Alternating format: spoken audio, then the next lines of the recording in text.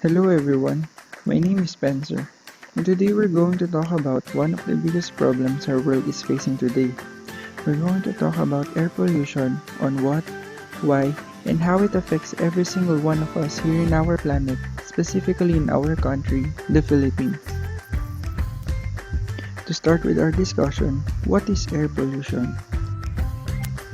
Air pollution is introduction of particulates, biological molecules or other harmful materials into Earth's atmosphere, causing diseases, death to humans, damage to other living organisms such as animals and food crops or the natural or built environment.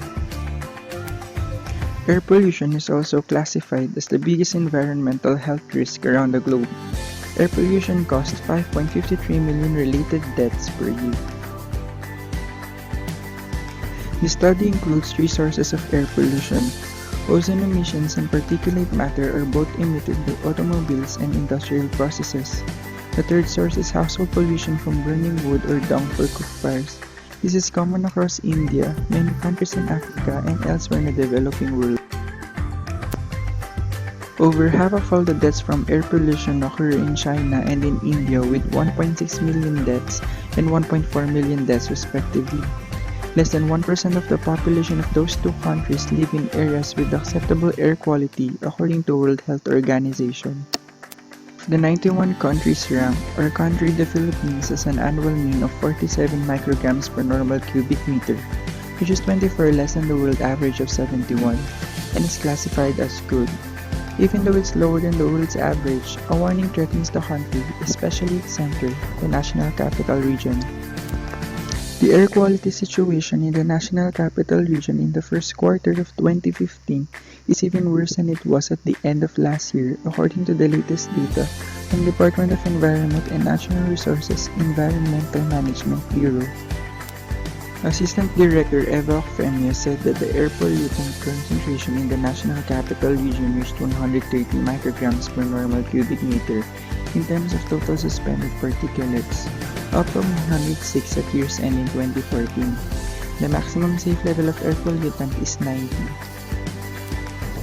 Particulates are tiny airborne particles or aerosols that are less than 100 micrometers.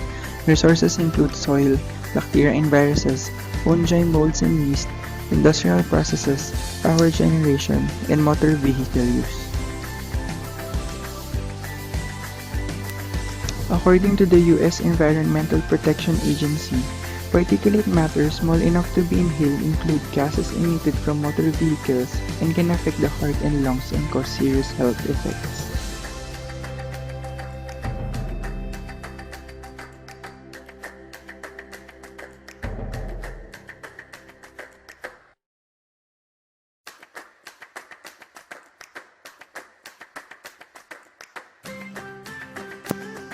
But she warned that there are places around the metro where air quality may be even worse, such as heavily congested areas like EDSA, Commonwealth, and España.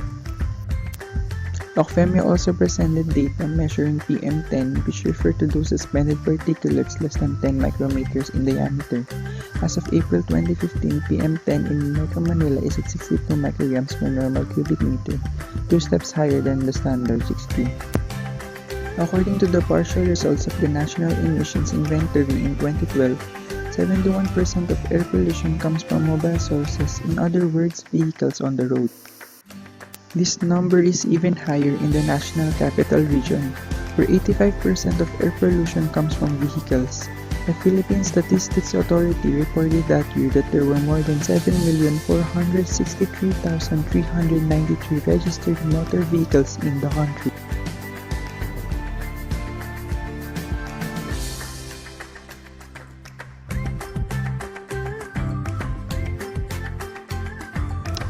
Now we know the dangers and threats of air pollution in our country. Let us now discuss some ways on how to reduce air pollution in our place. One is to use public transportation. In this way, we can lessen the cars on road and lessen emission of particulate matter. And another is to plan your trips. It is important to plan your trips to be able to save time, fuel, and money. These are just a few ways to help our environment. I hope you've learned something from me. Thank you.